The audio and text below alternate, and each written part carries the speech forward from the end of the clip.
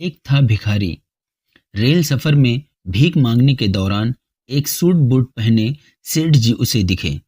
उसने सोचा कि यह व्यक्ति बहुत अमीर लगता है, इससे भीख मांगने पर यह मुझे जरूर अच्छे पैसे देगा। वह उस सेठ से भीख मांगने लगा। भिखारी को देखकर उस सेठ ने कहा, तुम हमेशा मांगते ही हो क्या? क्या कभी किसी को कुछ देते भी हो? भिखारी बोला, साहब, मैं तो भिखारी हूँ, हमेशा लोगों से मांगते ही रहता हूँ। मेरी इतनी औकात कहाँ कि किसी को कुछ दे सकूं।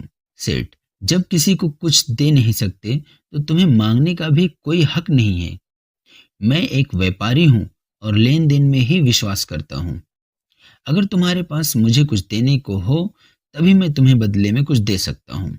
तभी वह स्टेशन आ गया जहां पर उस सेठ को उतरना था। वह ट्रेन से उतरा और चला गया। इधर भिखारी सेठ की कही गई बात के बारे में सोचने लगा।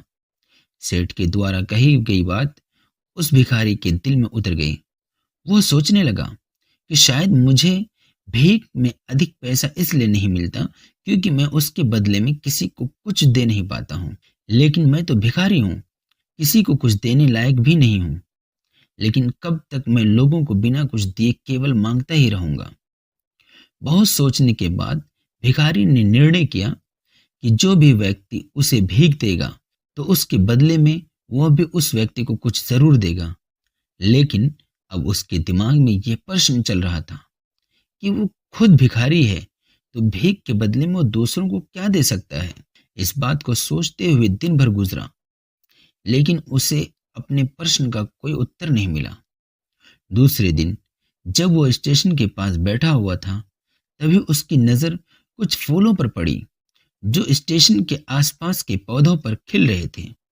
उसने सोचा, क्यों ना मैं लोगों को भीख के बदले कुछ फूल दे दिया करूं।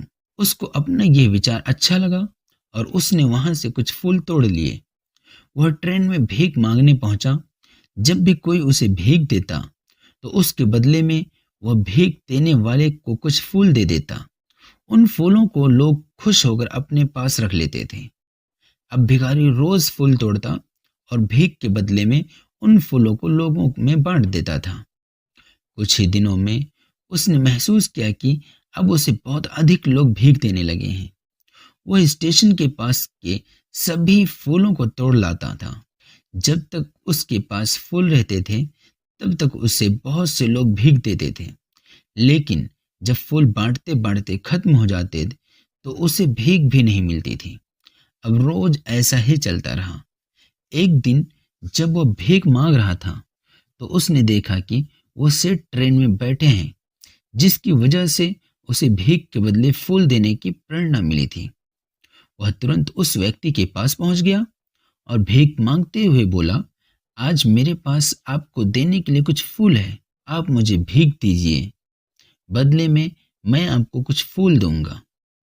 सेठ ने उसे भीख के रूप में कुछ पैसे दे दिए और भिखारी ने कुछ फूल उसे दे दिए। उस सेठ को ये बात बहुत पसंद आई।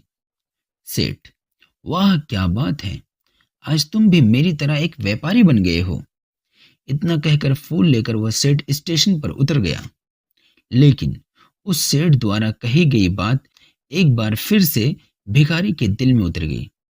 वह बार बार उस सेठ के द्वारा कही गई बात के बारे में सोचने लगा और बहुत खुश होने लगा। उसकी आंखें अब चमकने लगी।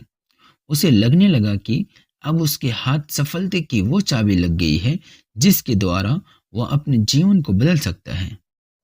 वह तुरंत ट्रेन से नीचे उतरा और उत्साहित होकर बहुत तेज आवाज में ऊपर आसमान की ओर देखकर बोला, मैं भिखारी नहीं हूं, मैं तो एक व्यापारी हूं। मैं भी उस सेठ जैसा बन सकता हूं, मैं भी अमीर बन सकता हूं। लोगों ने उसे देखा तो सोचा कि शायद ये भिखारी पागल हो गया है। अगले दिन से वो भिखारी उस स्टेशन पर फिर कभी नहीं दिखा। एक वर्ष बाद इसी स्टेशन पर दो व्यक्ति सूट बूट पहने हुए यात्रा कर रहे थे।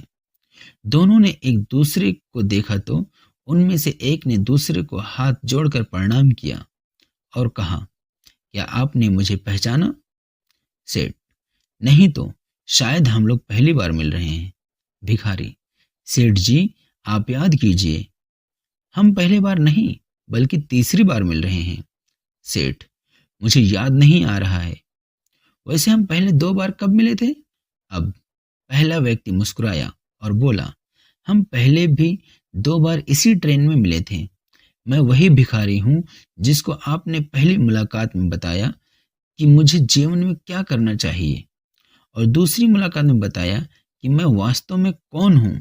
नतीजा ये निकला कि आज मैं फूलों का एक बहुत बड़ा व्यापारी हूँ और इसी व्यापार के काम से दूसरे शहर जा रहा हूँ।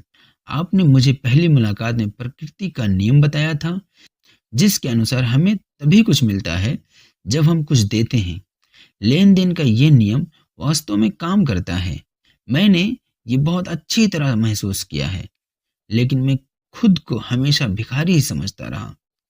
इससे ऊपर उठकर मैंने कभी सोचा ही नहीं था, और जब आपसे मेरी दूसरी मुलाकात हुई तब आपने मुझे बताया कि मैं एक व्यापारी बन चुका हूँ। अब मैं समझ चुका था कि मैं वास्तव में एक भिखारी नहीं बल्कि एक व्यापारी बन चुका हूँ। समझ की ही तो बात है। भिखारी ने समय को जब तक भिखारी समझा, वो भिखारी ही रहा। उसने समय को व्यापारी मान लिया, व्यापारी बन गया।